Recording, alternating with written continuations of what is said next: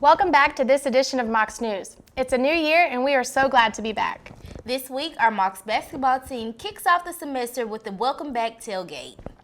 UTC police are busy investigating several reports of thefts on campus. And how far would you go to raise money for a cause? See how one woman helped the Australia's forest fire victims. I'm Lundy Longstreth. And I'm Madison Toon, and your news starts now.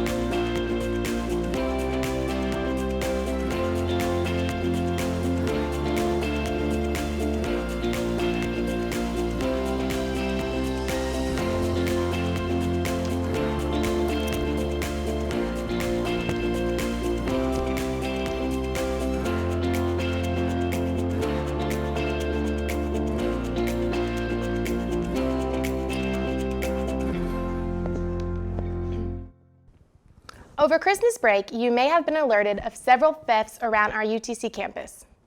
UTC police are currently investigating several reports of burglaries that have occurred over the past few weeks. The police are actively working to ensure our campus is safe.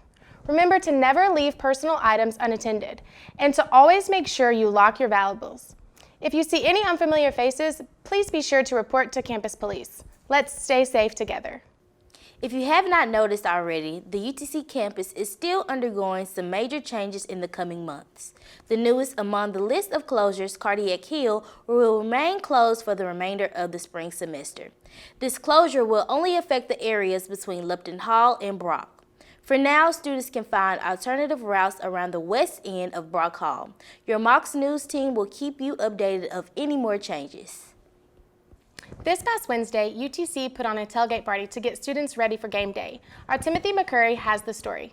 At the Hall of Fame located in McKenzie Arena, students were invited to come hang out a bit before the game and eat some tacos, chips, and salsa provided by Salsaritas. There was also a photo booth where the students could dress up and take GIFs that they can post to their social media accounts. Brady Coleman, a member of the Office of Student and Family Engagement, believes that this event would help the Mocs win. Yeah, I hope so. I hope the great student turnout kind of pushes them to get the W, yeah. It is likely that the close game that the Mocs almost had on Wednesday thanks to the students that came by to cheer them on, especially the students that came by to tailgate earlier in the night. And if the school spirit was as high as it was that night, we might have a successful season in our hands. This first week back has been chilly, but we may be in for some showers, so prepare those umbrellas. Our Jemiah Beatty has your update. Thanks, anchors. Welcome back, Mocs. Today, expect skies with a high of 67 and a low of 61. Saturday, expect thunderstorms with a high of 70 and a low of 47. Monday, expect some nightly showers with a high of 63 and a low of 54. Tuesday, expect thunder showers with a high of 69 and a low of 60. Wednesday, expect some scattered thunderstorms with a high of 71 and a low of 48. Thursday, expect partly cloudy skies with a high of 56 and a low of 40. So be sure to have your umbrellas next week. I'm Jemiah Beatty. I'll see you next week. Next week, our Mocs team will take a deep dive into the growing tension between Iran and the U.S. Recently, Congress took a stand against President Trump to limit his power from using military force. Social media continues to escalate the tension as millions share their fears and worries facing what they believe is the next global war. Stay tuned for the next week. Relief efforts are still underway as the devastating Australian bushfires continue. Since late July, Australia has suffered one of the most brutal fire seasons in history. The blazes are responsible for 25 deaths, the destruction of over 2,000 homes, and have burned 17.9 million acres of land. Several countries have pledged support to Australia, but you also can do your part to help. Organizations such as Australian Red Cross and Salvation Army Australia are also taking donations for relief and recovery. You can also help wildlife in Australia by donating to organizations such as Wires and Port Macquarie Kailua Hospital.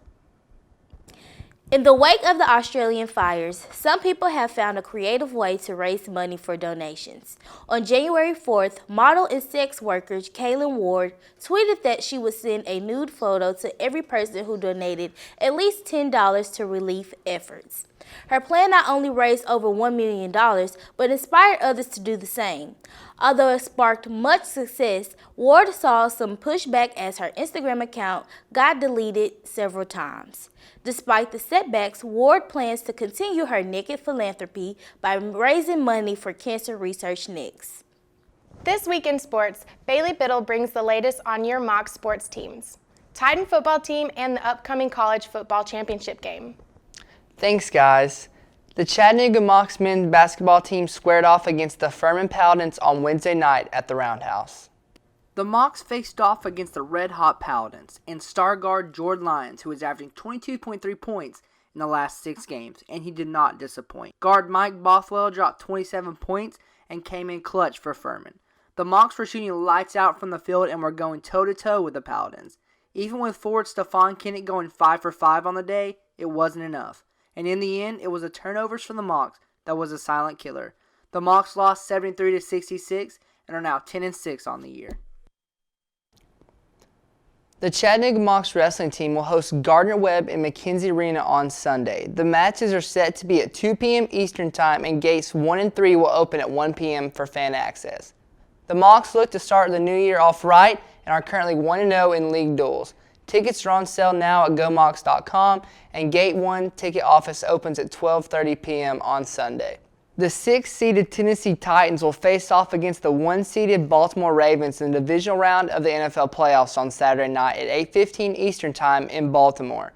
The Ravens are coming off one of the best seasons in franchise history with MVP frontrunner Lamar Jackson.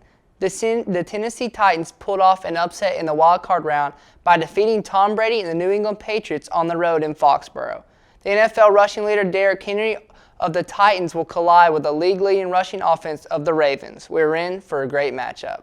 The LSU Tigers will square off with the defending national champions, the Clemson Tigers, in the College Football Playoffs National Championship game. Heisman winner Joe Burrow will try to lead LSU to their first playoff championship, while quarterback Trevor Lawrence attempts to lead Clemson to their 3rd title in the last 4 years. Kickoff will be Monday at 7 p.m. Eastern Time and can be watched on ESPN. I'm Bailey Biddle with Mocs News. That's all. That does it for this edition of Mocs News. Thank you for joining us. Make sure to check out our website at mocsnews.com to continue following the news throughout the week. And while you are there, make sure to follow us on Twitter, Instagram, Facebook, and subscribe to our local YouTube channel. Have a great weekend from all of us here at Mocs News.